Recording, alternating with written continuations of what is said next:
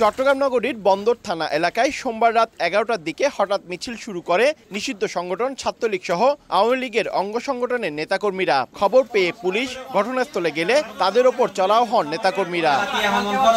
Police জানায় মিছিলকারীরা বন্দর থানার উপপরিদর্শক রানাকে উপর্যুপরি কুপিয়ে জখম করে। তাকে উদ্ধার করে প্রথমে বেসরকারি হাসপাতাল ও পরে উন্নত চিকিৎসার জন্য চট্টগ্রাম মেডিকেলে ভর্তি করা হয়েছে। গত রাতেই তার অপারেশন হয়েছে।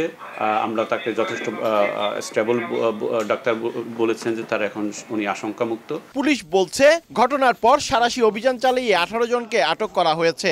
লোহার পাইপ, শাবল, কুড়াল সহ দেশীয় অস্ত্র উদ্ধার করা হয়েছে। আমাদের এলাকায় কোনো চাঁদাবাজ সন্ত্রাসী আমরা থাকতে দেব না। আমরা প্রতিনিয়ত অভিযান অব্যাহত থাকবে।